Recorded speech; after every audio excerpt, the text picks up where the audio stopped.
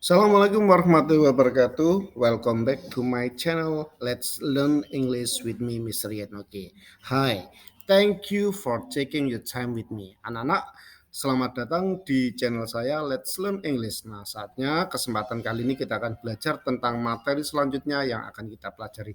Materi apakah itu? Oke, this is the material. So, the lesson for today is cause and effect. Nah, apa itu cause and effect? Nah, sebelum kita pelajari lagi tentang cause and effect, ada baiknya kamu pahami dulu makna dari glosarium berikut ini.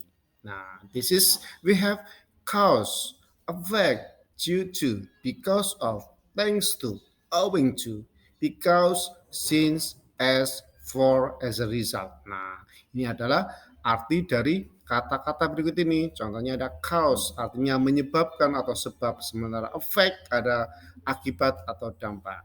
Due to, because of, thanks to, owing to itu artinya dikarenakan. Sementara untuk because, since, as, for, as a result itu artinya karena dan sehingga. Oke, nah sekarang kita pelajari apa itu cause and effect. Nah, guys, now let me ask you a question first. Have you heard the proverb there is no smoke without fire? Yaitu artinya adalah apakah kamu pernah mendengar suatu peribahasa tidak ada asap tanpa api? Nah, ya, tidak ada asap tanpa api. Tentunya ini adalah satu ungkapan peribahasa yang mengartikan bahwa tidak ada sebab tanpa akibat. So in English, we also have this kind of sentences, this kind of expression juga ya. Di dalam bahasa Inggris juga ada dalam suatu kalimat ada namanya cause and effect. The cause and effect is can be expressed through sentences. Jadi kalimat ini bisa disampaikan melalui sebuah kalimat. Tetapi sebelum kita memulai, ada baiknya kalian memahami dulu tentang definisi apa itu cause, apa itu effect. Oke, cause here. Nah, defining cause artinya adalah the reason or motive for an action atau why something occur first. Okay, and then let's continue with the definition of effect. Nah, effect sementara effect itu adalah a result of an action atau juga what happen due to a cause. Itu arti dari sebuah effect, yaitu hasil dari suatu aksi apa yang sudah terjadi dan kenapa terjadi disebabkan oleh apa, itu namanya effect. Oke, nah dalam membuat suatu kalimat untuk menunjukkan kalimat tersebut cause and effect itu biasanya ada kalimat penghubungnya atau linking wordnya. Nah, here the examples of the linking word for cause, ada conjunction, ada juga preposition. Untuk conjunction we have as, since, because. Sementara untuk preposition we have due to, thanks to, because of, or owing to. Nah, itu adalah salah satu atau beberapa linking words yang digunakan untuk kalimat penyebab. What about the linking word for effect? Nah, untuk for effect ini biasanya menggunakan conjunction atau juga transition. Untuk conjunction contohnya ada so, sementara transition ada contohnya ada so, then, hence, finally, therefore, as a result, consequently, or for this reason. Ini adalah beberapa contoh dari linking words for effect. Tidak hanya kalimat ini, ada beberapa kata-kata yang lainnya juga ya. Oke, now let's continue. Oke, here dalam mengungkapkan suatu kalimat untuk cause and effect itu kamu bisa menggunakan kata atau frasa tertentu. Nah, contohnya yang A di sini ya, jika diikuti oleh noun atau frasa noun, maka itu menggunakan kata-kata ini atau kata linking word seperti ini, due to, because of, dan sebagainya. Ya, contohnya due to di sini.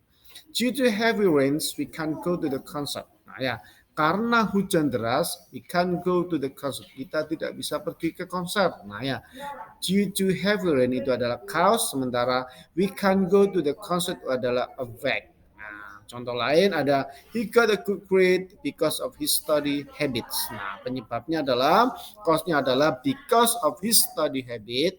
He got a good grade itu adalah dampaknya. Oke.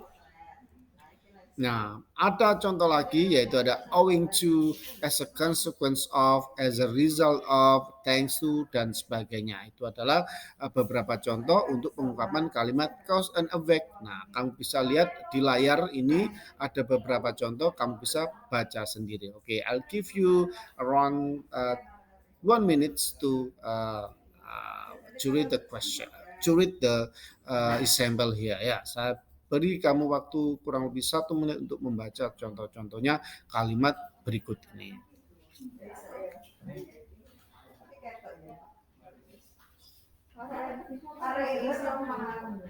Oke, kita lanjut. Nah, sementara kalau tadi subjek noun phrase ya, maka di sini diikuti kata subjek atau verb atau phrase verb atau frasa kata kerja. Contohnya adalah linking wordnya because, since, as, and for. Ya, kalau tadi noun atau noun phrase, maka di sini verb atau frasa verb. Oke, kita lanjut. Nah, sementara dalam pembuatan suatu kalimat itu ada rumus-rumusnya, yaitu rumus cause and effect.